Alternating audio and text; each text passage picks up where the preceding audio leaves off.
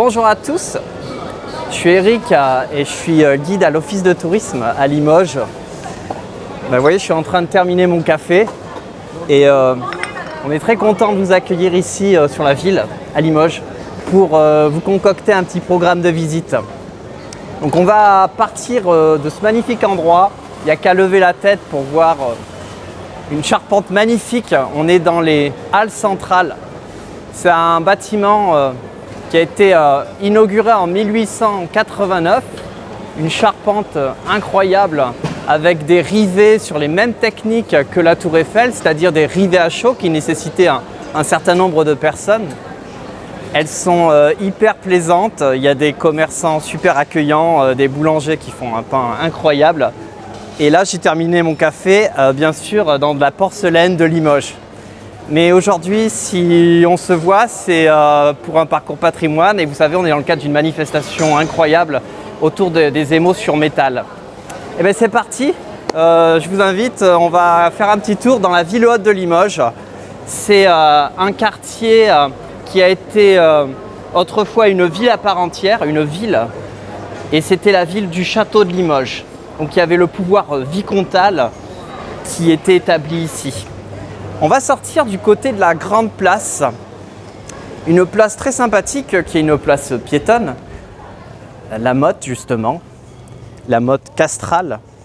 C'est là où se trouvait le château et manifestement, vous le voyez, il n'y en a plus. Ce n'est point grave, il y a tellement de richesses à Limoges. D'ailleurs, on va se retourner et on va apprécier l'architecture de ce grand pavillon rectangulaire avec des matériaux, du granit en soubassement, de la brique avec des jeux de motifs à répétition, de jolies frises, on voit de la tôle qui est découpée, alors du verre qui laisse la transparence, mais avant c'était des systèmes de claustrat parce qu'il y avait un principe surtout de ventilation, ce sont des halles faites avant tout pour approvisionner les gens, comme on disait autrefois, en comestibles, en choses digestes, et c'est très digeste, ça on peut vous le dire. On est à côté de Yalis qui est pas loin de nous. Donc elle vient régulièrement aux Halles, comme tous les Limougeaux d'ailleurs. Et il y a surtout, on est là dans la ville des Arts du Feu, une frise là-haut qui court.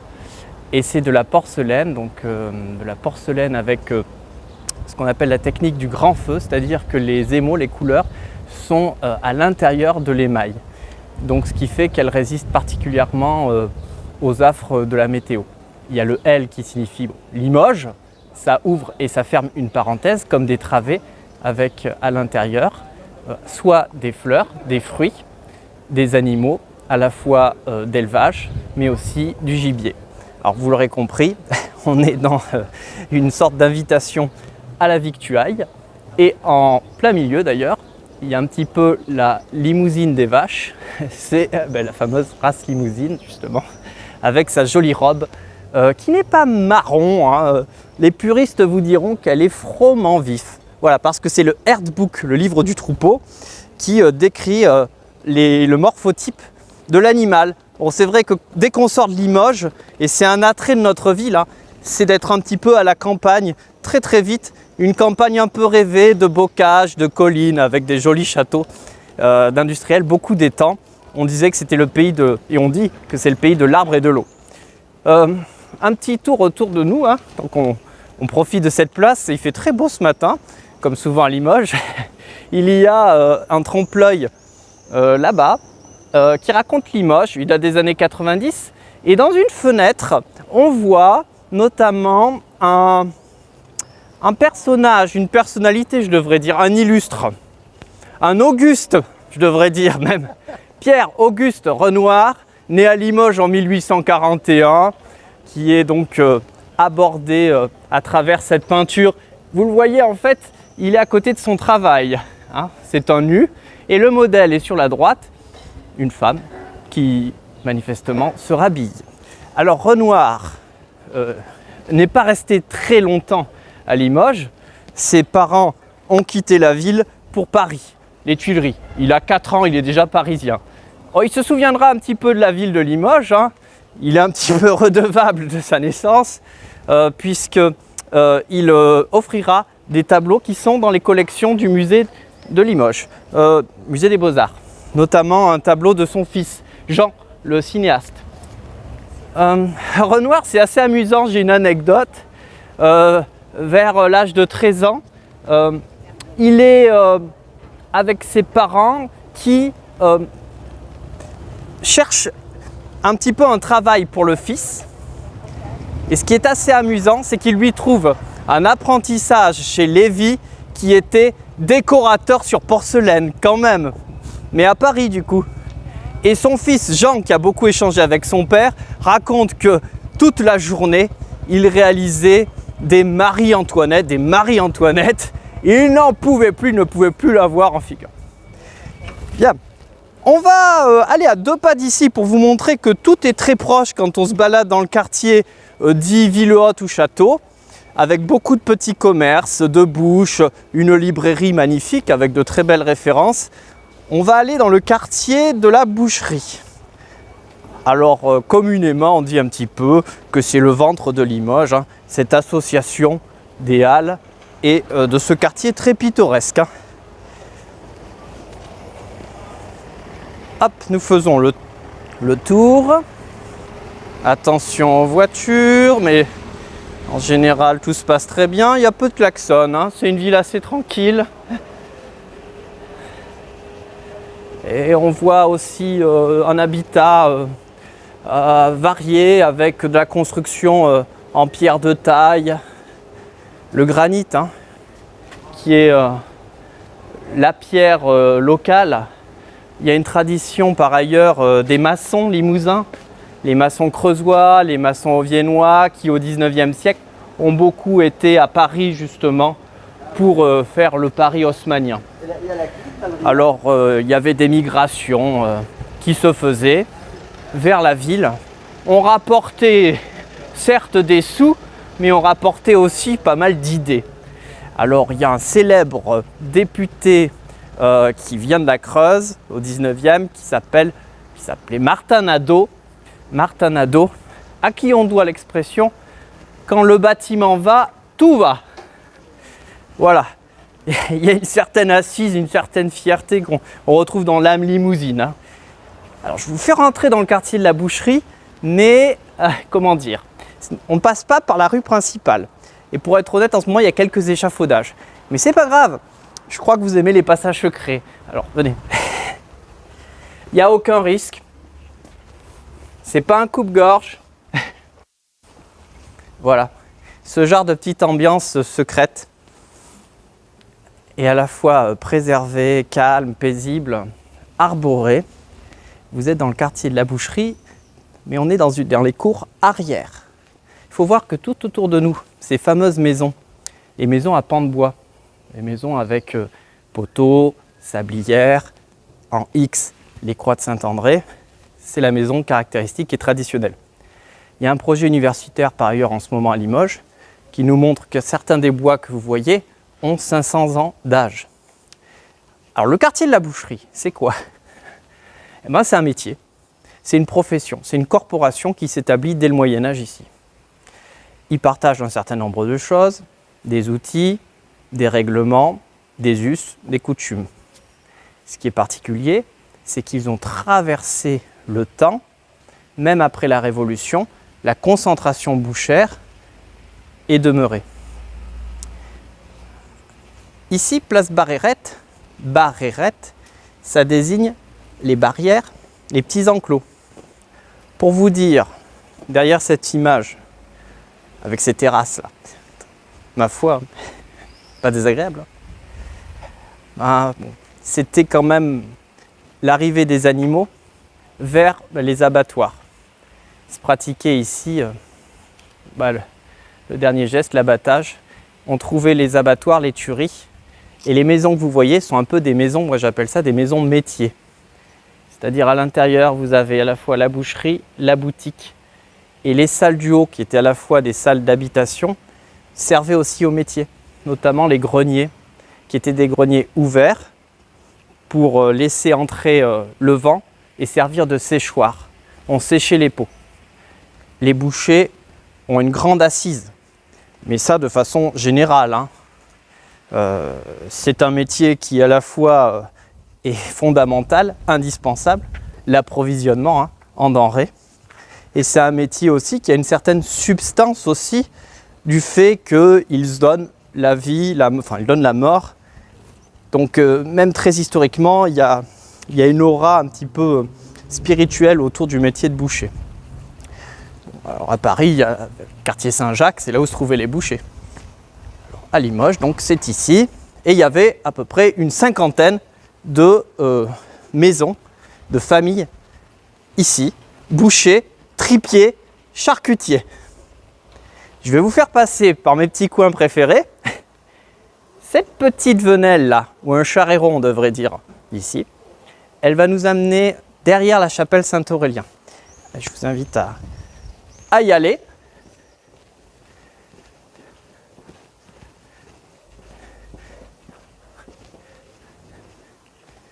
Quartier calme, pas endormi, faussement endormi. Hop, regardez. On a le très joli petit clocher de Saint-Aurélien qui domine avec des jolies toitures en tuiles. On va passer par là, on va revenir vers la place centrale de la boucherie. Il y a un côté vraiment village, Les pavés, les portes qui ont vécu. Il manque le petit chat là qui marche sur les tuiles. Et le soir, c'est pas désagréable. Vous voyez, il y a beaucoup de restaurants. Je dois le dire aussi, je ne l'ai pas dit, il ne reste qu'un laboratoire de boucherie dans la rue. Ce n'est point grave puisqu'on a commencé au hall et là-bas, il y a beaucoup de bouchers. Il y a juste eu un déplacement du fait, on s'en doute, que la rue était trop petite, l'adaptation aux normes d'hygiène. Donc c'est surtout dans la seconde moitié du XXe siècle que les bouchers sont partis du quartier. Je vais vous inviter à entrer dans la chapelle Saint-Aurélien. C'est une chapelle assez incroyable puisque elle est liée à la confrérie et c'est une chapelle qui est privée. Vous allez y voir tout le caractère pieux et la dévotion qui a été entretenue ici depuis le Moyen-Âge. Alors sur la façade, il y a d'ailleurs des armoiries qui présentent des familles de bouchers qui étaient puissantes. À droite, avec une balance, un fléau, c'est la famille Juge, donc c'est très parlant. Et de l'autre côté, ce sont des coupes qu'on appelle des ciboires, c'est la famille Cibot de Limoges. En gros, vous aviez 6 grandes familles établies depuis des siècles sur Limoges, pour les bouchers.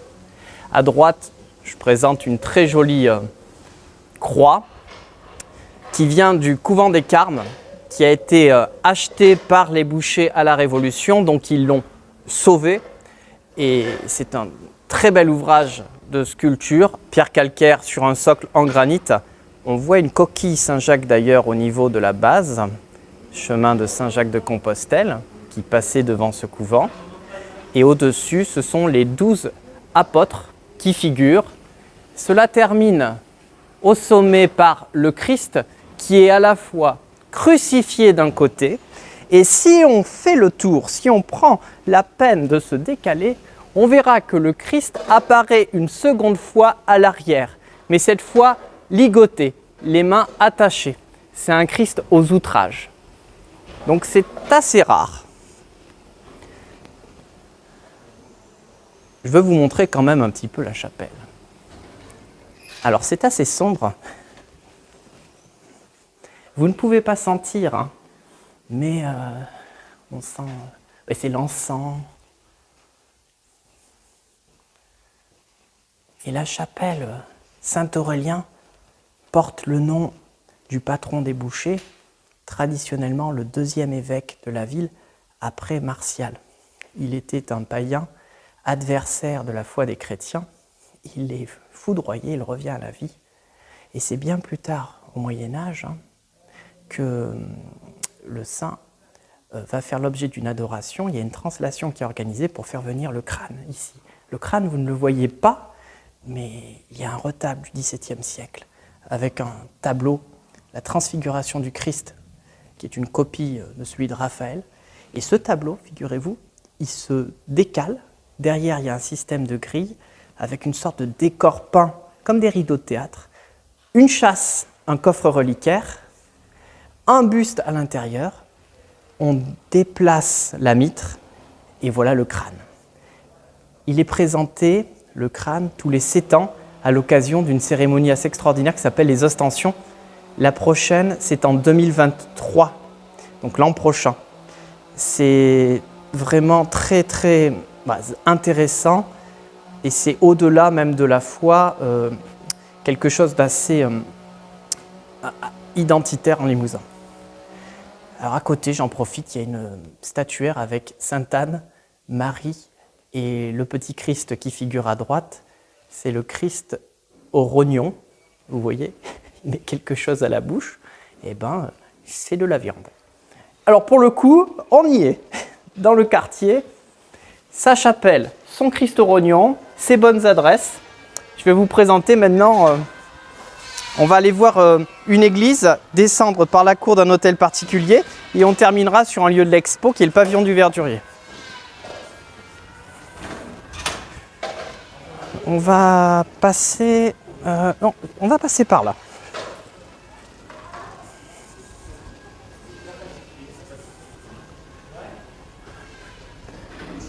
Le charme des petites ruelles. Hein. On n'est pas loin des cuisines. Alors je ne veux pas faire de la pub en particulier, mais on parle des petits ventres. Les petits ventres, ce sont des pieds de mouton qui sont cuits, bouillis à l'intérieur de la panse. Ça se mange tiède et c'est excellent.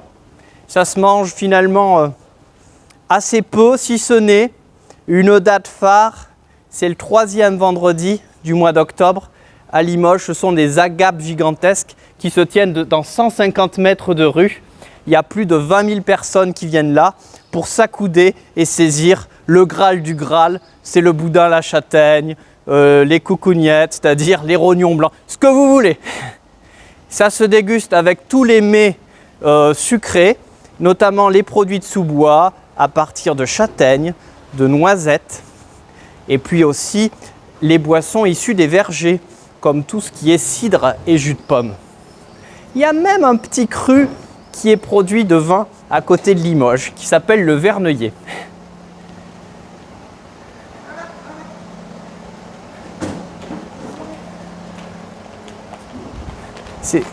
C'est un petit réduit de rue, hein, ce quartier de la boucherie. Souvent j'entends dire la rue de la boucherie, mais il faut dire c'est plus large que ça, hein, c'est un quartier. Nous allons sortir par la rue Jovion. On va quitter l'ombre et la fraîcheur de ces rues et on voit l'animation, l'agitation. C'est la place des bancs avec le marché ce matin. Les bancs, ça désignait les bancs charniers, c'est-à-dire le lieu d'exposition de la viande. Les bouchers venaient ici vendre leurs denrées.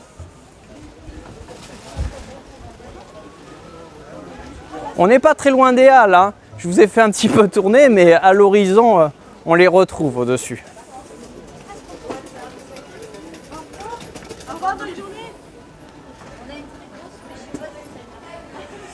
Nous allons emprunter la rue Ferry à présent.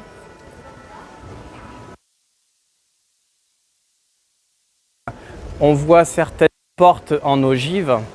Il y avait là des commerces importants sous l'Ancien Régime, des entrepôts.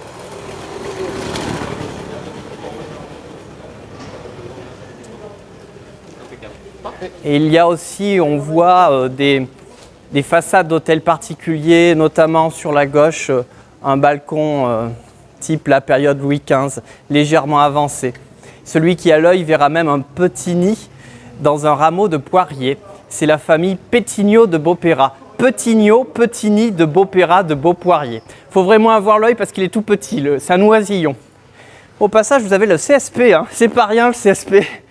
C'est l'autre religion de Limoges, c'est le sport et notamment le basket qui est arrivé au début du XXe siècle.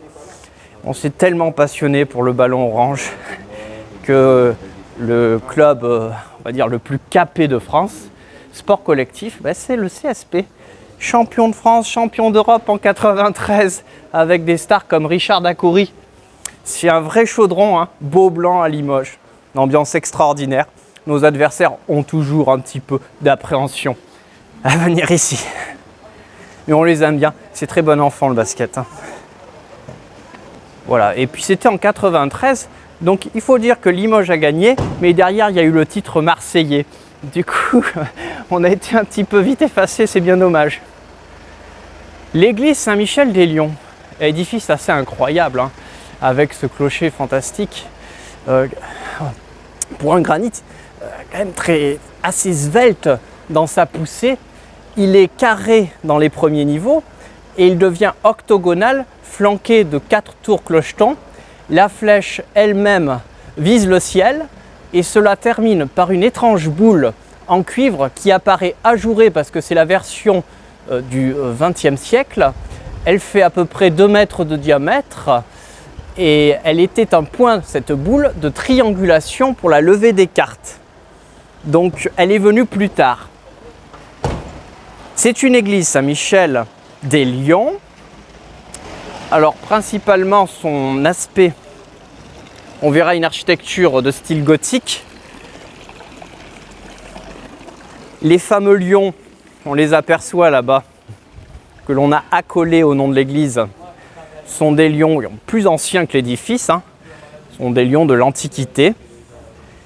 Et c'est des lions qui étaient probablement, selon les archéologues, des sortes de surveillants, de gardiens apotropaïques dans une nécropole, dans un cimetière.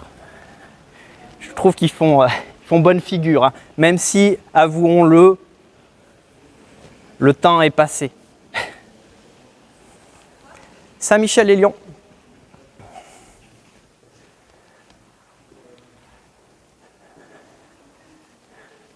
Alors c'est une église qui a un plan assez spécifique. C'est une église rectangulaire avec des collatéraux qui sont de la même hauteur que le couloir central. On parle parfois d'une église halle pour ce type de plan.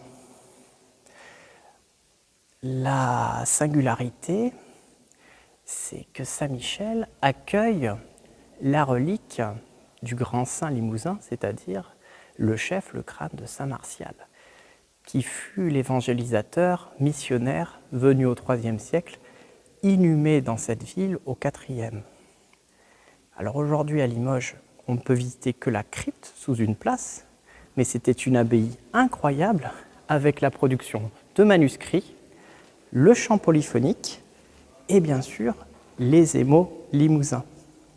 Alors quand on dit l'émail, ce n'étaient pas les moines qui émaillaient, c'était tout autour des artistes orfèvres qui ont pratiqué et qui ont dû s'inspirer de tout le trait, toute la couleur qui était mise dans les manuscrits. On va quitter l'église, hein. On pourra revenir pour une autre visite. Bon, il y a tellement de choses, hein. Je propose qu'on aille vers une cour d'hôtel particulier qui sera notre avant-dernière étape avant le pavillon du Verdurier où se tient la manifestation impertinente.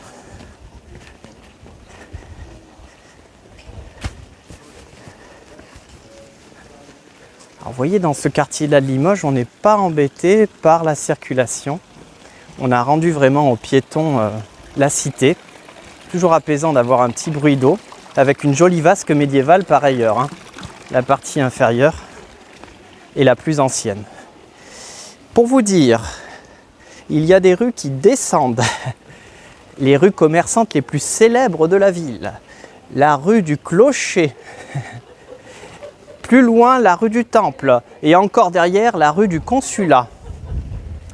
On va passer nous par la rue du Temple puisqu'elle mène à la cour du même nom. C'est dommage que vous n'ayez pas les odeurs.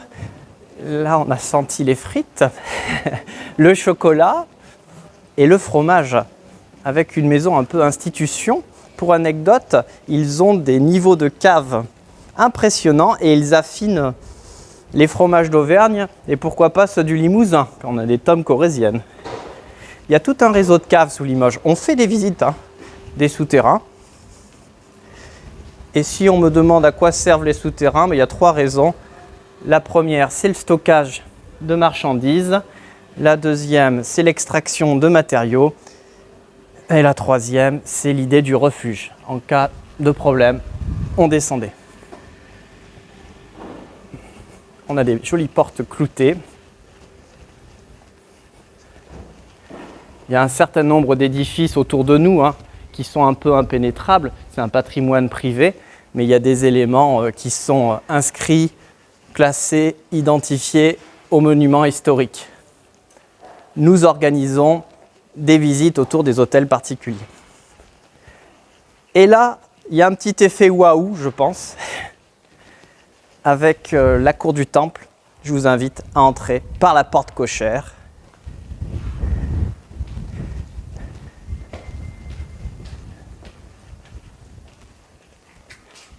Avec un ensemble préservé. C'est le schéma des hôtels particuliers avec une noblesse montante, souvent issue de l'activité marchande. Et dans ce cœur très dense de la ville de Limoges, ça va être surtout des cours.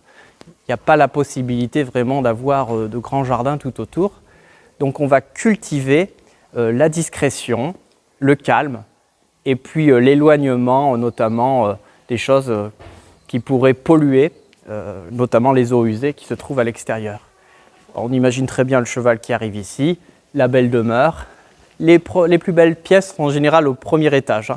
Il y a des galeries du XVIIe siècle et il y a un très bel escalier, donc une cage intérieure, et nous on en voit les balcons avec une jolie clé pendante qui descend de là.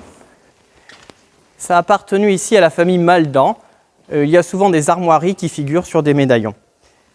Et j'en profite pour aussi parler un petit peu du sol. Il y a des petites briquettes, je vais aller vous en récupérer une. Alors j'ai le droit, je prends toujours la même, elle est décellée. Je n'arrache pas Limoges. Voilà, c'est bien de la terre cuite. C'est des terres réfractaires. Elles ont cuit un certain nombre de fois pour justement supporter des chaleurs importantes. Donc vous voyez cette forme un petit peu incurvée. À l'origine, c'est un puzzle. Ça forme une sorte d'étui d'une boîte. Et c'était à l'intérieur que l'on positionnait les céramiques quand on faisait les cuissons. Au bout d'un moment, ce qu'on appelle des gazettes, très joli nom, s'effritent. Ça peut altérer les pièces. Donc on les cassait et on en faisait parfois des jolis pavés de cour. On en trouve aussi dans les jardins de Limoges. Ça fait des plates-bandes merveilleuses. Voilà, patrimoine rare, patrimoine à protéger. Je remets ma petite gazette et on va sortir de l'autre côté. Pas avoir peur, Je vous ai montré mes 2 petits passages que j'aime bien, la place Barrérette, puis celui-là. Hop. On arrive dans la rue du Consulat.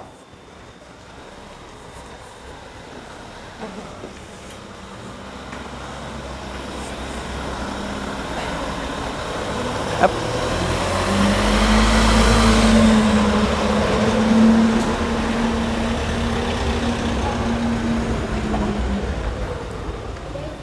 La maison des consuls se trouvait ici, elle n'existe plus.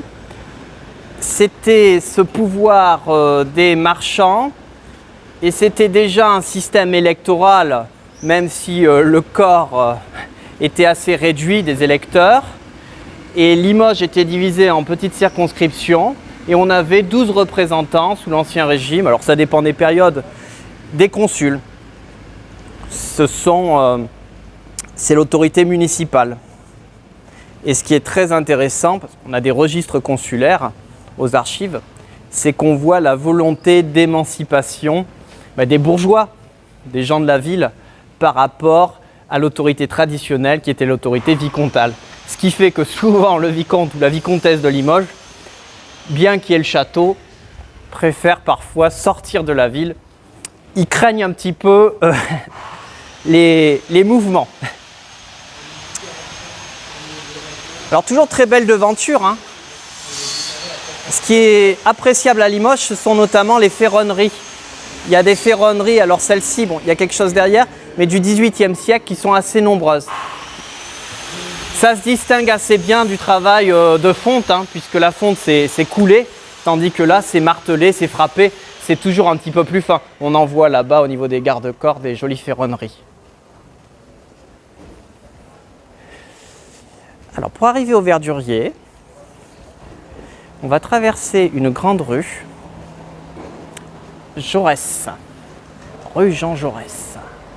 Vous savez, quand on découvre une ville, il faut toujours regarder l'odonymie, c'est-à-dire la science des noms, des voies et des rues.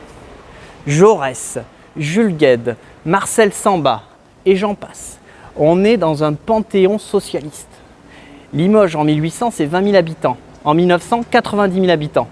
Il y a un boom démographique. Pourquoi? Du travail. Dans quoi? Les usines, les manufactures. Conditions ouvrières. Donc, sociologiquement, une poussée. On parlait de Martin Nadeau tout à l'heure pour les maçons, mais tous les métiers, de la porcelaine, de la chaussure, de la distillerie, de l'imprimerie, toutes ces grandes activités vont être aussi, comment dire, pas imbibées, mais pris d'idées aussi. Avec les syndicats, la CGT a été fondée à Limoges en 1895, les coopératives, etc. Et quand il y a une représentation avec des maires socialistes, SFIO, il va y avoir tout des rues qui vont s'appeler selon les grands orateurs. Donc, Jaurès, c'est une grande percée dans des quartiers qui étaient réputés vétustes.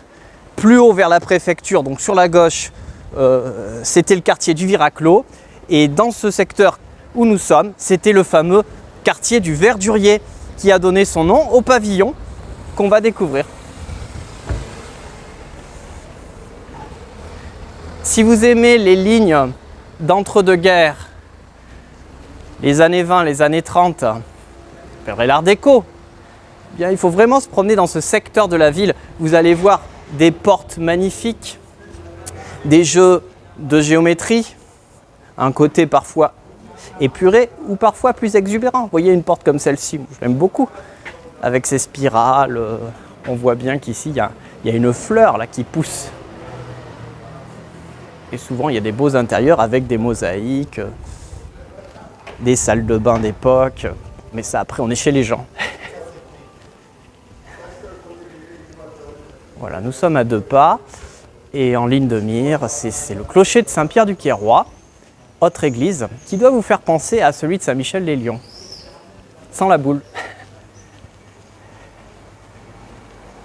Église, lorsqu'on rentre, assez impressionnante parce que elle est aussi large que longue et elle est assez sombre. Et elle accueille notamment une chose assez insolite, c'est un ossuaire, c'est-à-dire qu'il y a une pièce souterraine avec des ossements. Lorsqu'on a vidé les cimetières du centre-ville, on les a réunis sous terre, ici.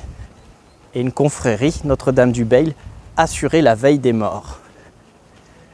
Voilà, regardez, ce petit bijou, c'est le pavillon du Verdurier. Un pavillon art déco qui accueille l'exposition Impertinente.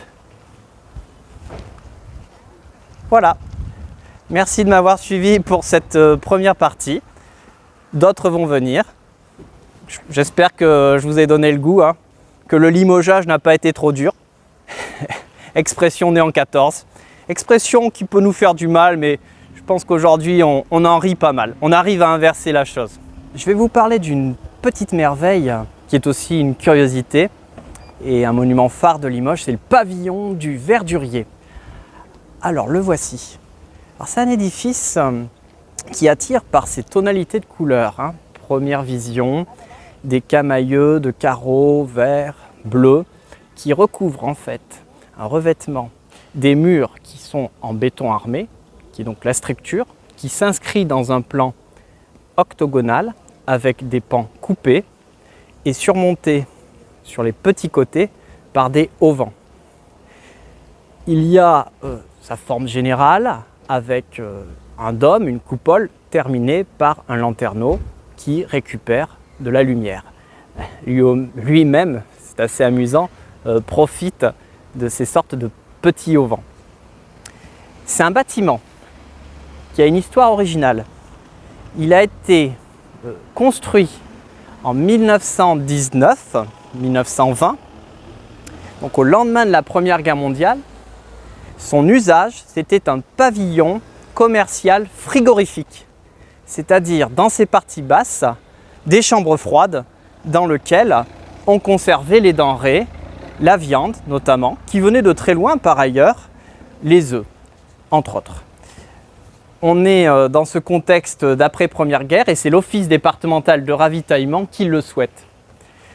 On est aussi dans le quartier du Verdurier, d'où son nom. Verdurier pour la verdure, les marchands de légumes.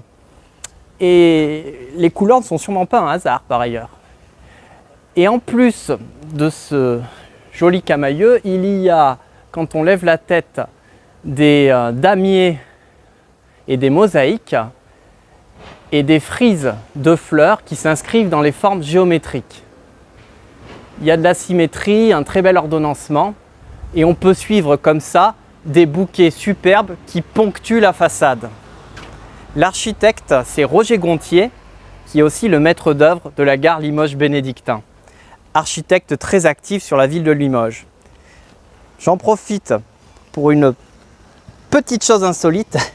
À Limoges, on a créé il y a quelques années un parcours kintsugi, c'est-à-dire on répare la ville, c'est un principe asiatique, mais adapté sur l'architecture. Et ce carreau-là n'est pas comme les autres, il est en porcelaine. Eh oui, oh sans moi vous ne l'auriez pas vu. Hein. Et on va filer vers l'intérieur, puisqu'il y a encore quelques merveilles, en plus des émaux que vous pourrez découvrir.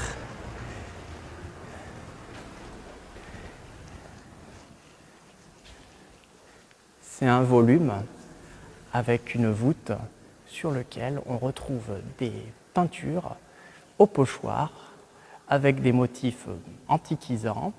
On retrouve des feuilles de palme, des volutes, des grecs, des entrelacs. On le doit à l'atelier à la maison Chigot, père et fils. Et le fils Francis est très célèbre dans notre ville pour son travail sur le vitrail. C'est un très grand maître verrier que vous pourrez découvrir en arrivant notamment dans la gare Limoges-Bénédictin.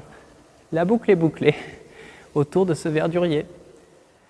Nous voilà à présent du côté de la cathédrale Saint-Étienne de Limoges, un très bel édifice qui domine tout un quartier très calme, vous allez voir, mais à la fois passionnant.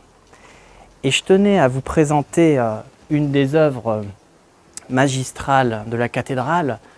Ce sont ces vantaux, ces portes en bois qui ont été sculptées au XVIe siècle et qui présentent tout un répertoire animalier, de motifs, de candélabres, de médaillons avec des personnages de profil, des putti, des angelots propres à la Renaissance. Et sur le 4e registre, bandeau à l'horizontale, on voit une figure martiale, le premier évêque, le missionnaire, l'évangélisateur, qui bénit, avec 2 personnages. Et ça me permet de vous parler de ce récit hagiographique des premiers temps chrétiens, puisqu'ici, Junius, alias Duc Étienne, païen, puissant, plutôt réfractaire à la foi des chrétiens, Valérie, qui était la promise de Junius. Bref, avant le mariage, elle fait la rencontre de l'évangélisateur. Elle trouve la foi dans ses paroles et elle renonce à l'idée du mariage charnel. Lui, dans une colère froide, courroucée, va demander l'exécution. La tête est rompue, la tête tombe, le sang gicle. Elle ramasse son chef, elle marche à 2 pas d'ici, lave soigneusement dans la fontaine de la cave et se présente à Martial, avant même qu'il n'y ait la cathédrale, bien sûr. Il observe le ciel comme intercesseur. Son âme, l'âme de Valérie, monte au ciel. C'est un des premiers récits qui viennent légitimer l'arrivée des chrétiens dans notre ville. Tout ça sous un portail extraordinaire, finement sculpté, avec des formes très élancées, des courbes, des contre-courbes, avec superposition de tympans, de galeries. Il y a une immense forme qui va vers le ciel et vers une rosace. C'est le portail Saint-Jean qui a été établi vers 1500. On va faire le tour de la cathédrale, on va profiter de sa vue en longueur pour entrer dans l'édifice. Et de là, vous voyez aussi les parties supérieures avec au premier étage une terrasse, de nombreuses gargouilles, de grandes culées qui se terminent par des pinacles, des balustres, une toiture du 19e siècle. Notre cathédrale a été légèrement rehaussée. On voit qu'elle est d'ailleurs couverte d'ardoises et non pas de tuiles, ce qu'elle était précédemment. Et ce clocher qui paraît, il est vrai, assez massif, avec une surmaçonnerie à la base, plus tardive que l'intérieur, partie romane. Les niveaux supérieurs sont, eux, du XIIIe siècle. Donc on a plusieurs périodes qui se superposent ici. Les gens, quand ils arrivent à Limoges, trouvent, c'est vrai, ce clocher assez, comment dire, assez sévère. Mais il est de belle assise en réalité. Et la flèche, oui, elle manque la flèche, mais elle a existé. Ce clocher de 62 mètres, vous pouvez imaginer jusqu'au XVIe siècle une flèche de 18 mètres. Donc nous atteignons les 80 mètres ici.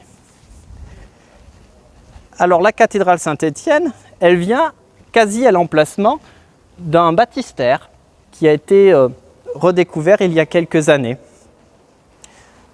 Alors les éléments se trouvent en partie enfouis actuellement, en partie dans les collections du musée. Et on s'enfonce ici dans la cathédrale, on perd un petit peu ses repères.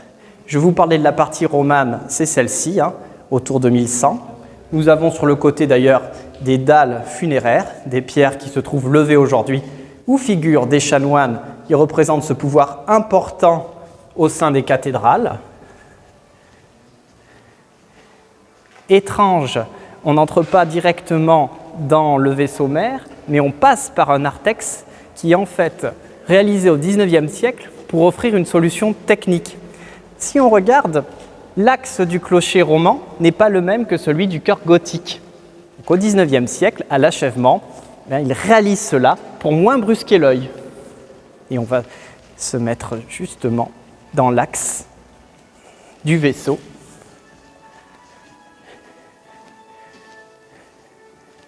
Et on peut apprécier la beauté, l'équilibre, la solennité, le côté grandiose propre aux cathédrales, qui n'est pas une cathédrale recordman, mais qu'importe, il y a une pureté liée à la construction du chœur, avec un étagement 3 niveaux, série d'arcades, un triforium et un étage à claire-voie. La hauteur, elle est autour de 24 mètres. Il a été réalisé de 1273 au début du XIVe siècle, ce chœur, avec le transept. C'est un plan en croix latine, cette cathédrale. Et petit à petit, il faut imaginer qu'on démolit l'édifice roman sur des siècles dans l'optique de la reconstruction dans ce style qui avait été impulsé donc, au XIIIe siècle. Ça se voit encore à certains endroits, les parties plus modernes, notamment si on lève la tête, on verra que la maçonnerie est beaucoup plus mécanique sur les premières travées de la nef. Donc là, on est sous une partie 19e. Il y a eu un achèvement tardif.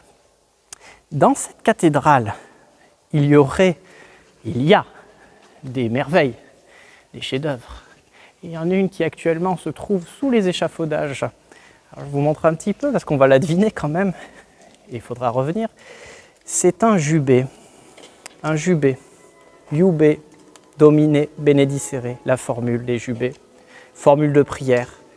Un jubé, en réalité, c'est un grand mur sculpté.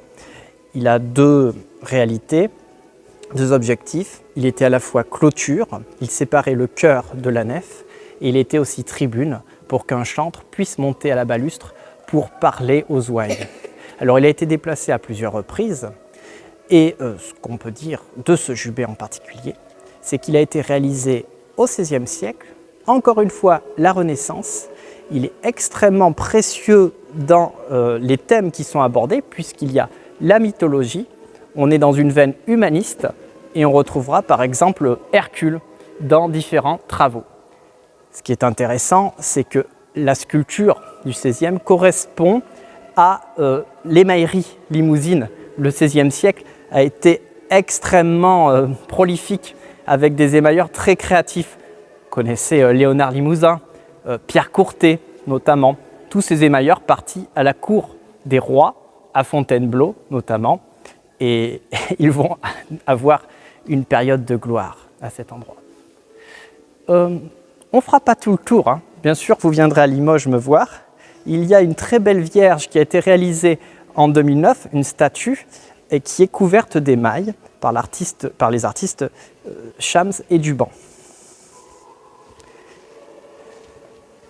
Je vais vous emmener plutôt vers le palais et ses jardins, c'est-à-dire le musée actuel des Beaux-Arts.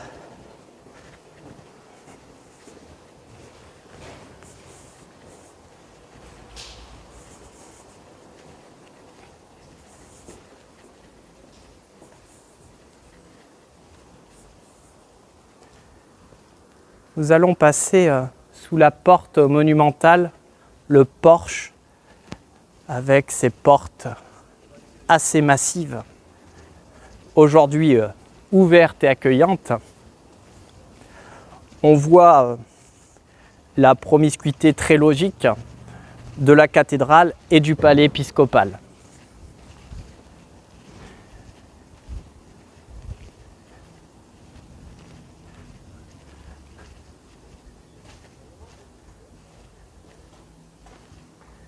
Passé le portail, nous nous retrouvons dans une cour d'honneur.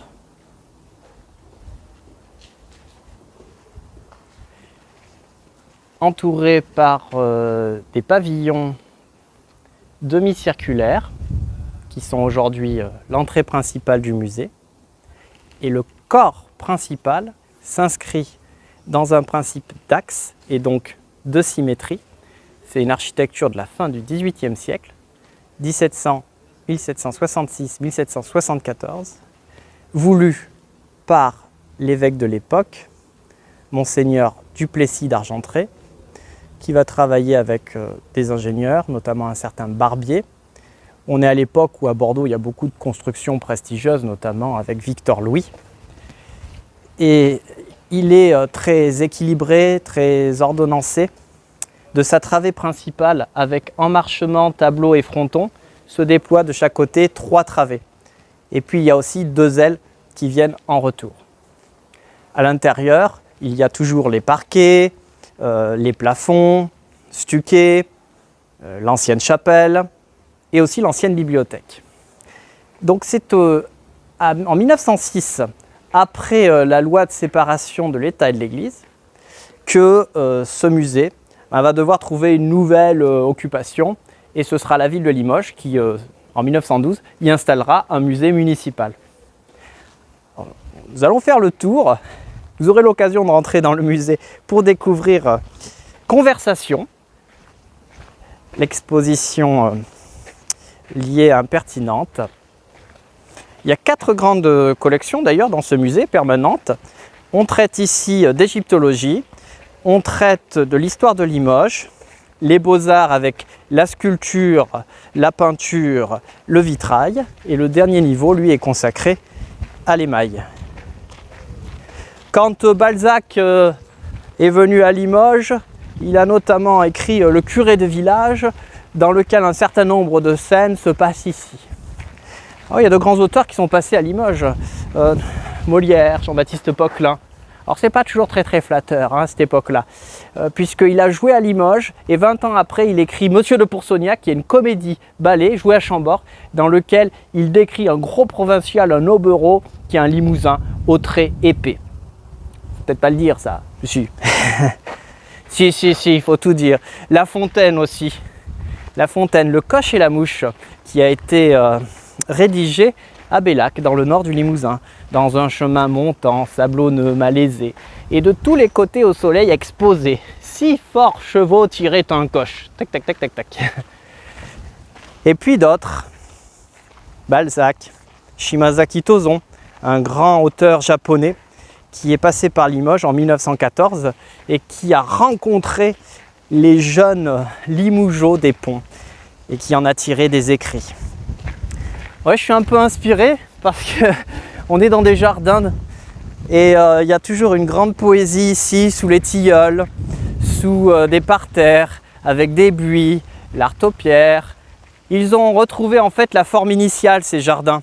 Ce sont des jardins géométriques, un petit peu à la française, quand l'homme voulait dominer la nature. Et il faut à tout prix, bien sûr, les associer au palais, dont on vient de faire le tour. Et vous verrez donc une autre façade qui donne sur les jardins magnifiques, avec ces jolies lucarnes, notamment dans la toiture. Et ici, la possibilité de donner des spectacles. Il y avait un certain art de vivre chez les évêques, juste avant la Révolution. La cathédrale de Limoges, dans l'autre vue, on était tout à l'heure tourné vers la ville des hommes, des marchands, plus minéral. Ici, il y a un côté très végétal, avec des jardins botaniques merveilleux. Vous êtes en fait dans les jardins de l'évêché.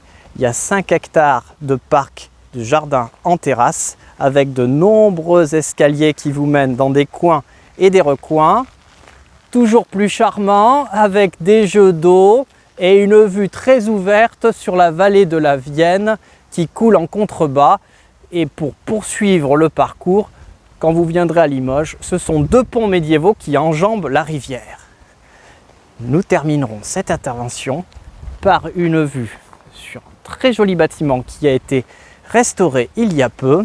C'est l'Orangerie, qui est contemporaine du palais, c'est-à-dire fin XVIIIe siècle. Et c'était là un lieu d'acclimatation pour les plantes. On voit qu'il y avait la main verte ici, à Limoges. Une partie de l'exposition impertinente se trouve ici, travail photographique. Voilà, je vous remercie. Moi-même, je vais aller pique-niquer un peu plus bas. Donc rejoignez-moi pour partager un bon moment.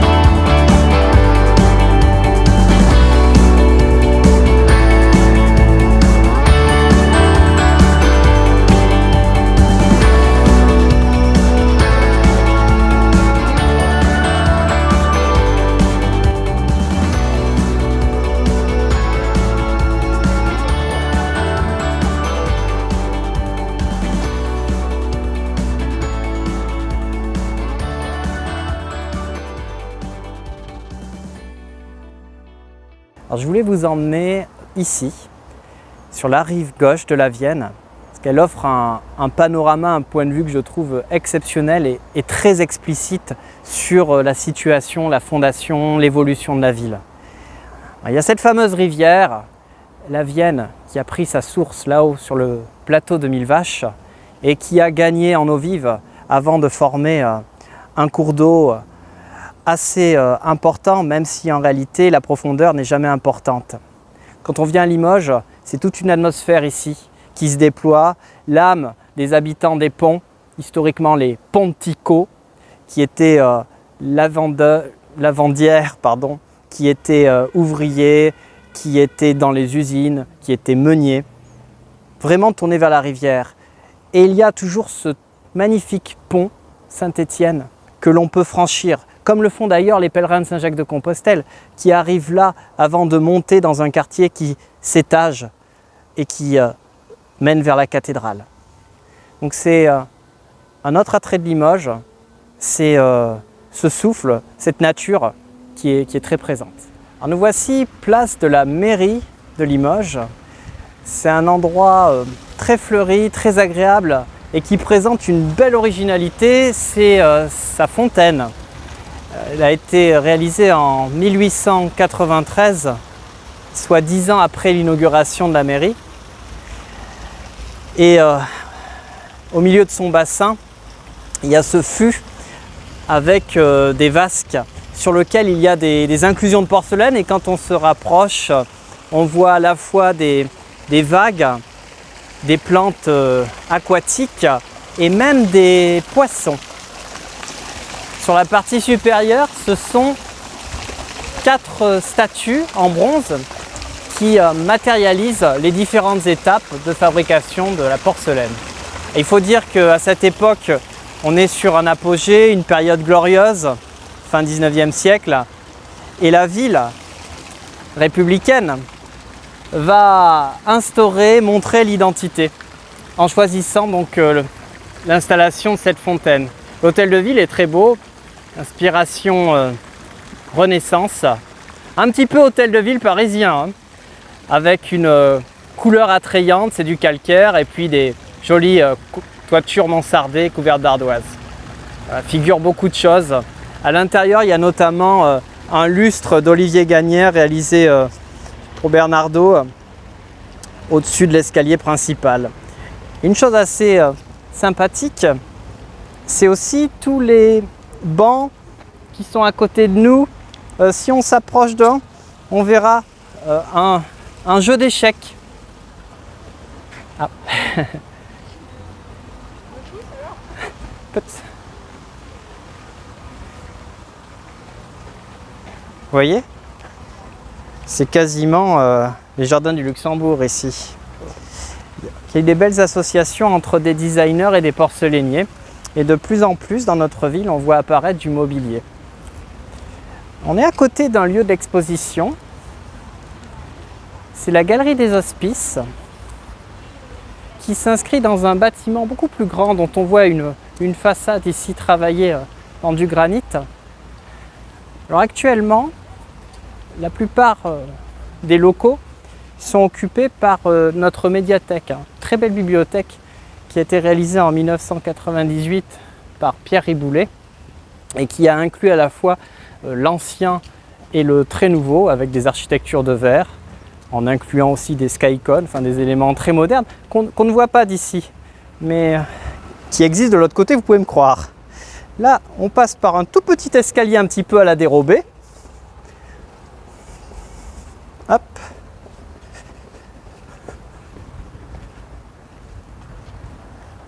Pour nous emmener vers l'arrière, avec une entrée qui va nous mener dans une petite cour et un jardin. On ne le voit pas nécessairement, mais on s'inscrit ici vraiment dans le cœur de la ville gallo-romaine. Il y a eu des tas de fouilles archéologiques et pour vous dire, on est juste à côté du forum. Et là, on longe plus ou moins le Cardo Maximus, qui était l'axe principal.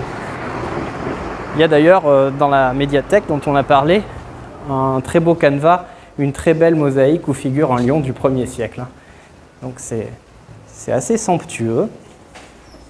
Et l'architecte de la médiathèque, il a respecté le passé du lieu en intégrant les éléments des fouilles archéologiques et en intégrant aussi l'ancien hôpital de Limoges.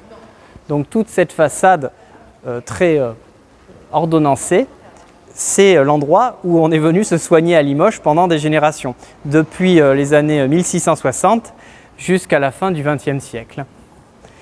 Il m'arrive de voir des gens qui sont nés ici, à la maternité. Et une des parties les plus remarquables et conservées, c'est l'aile qui se trouve sur l'arrière. On devine un petit peu à travers la végétation. On l'appelle la Galerie des Hospices. C'est un ancien économat du XVIIe siècle.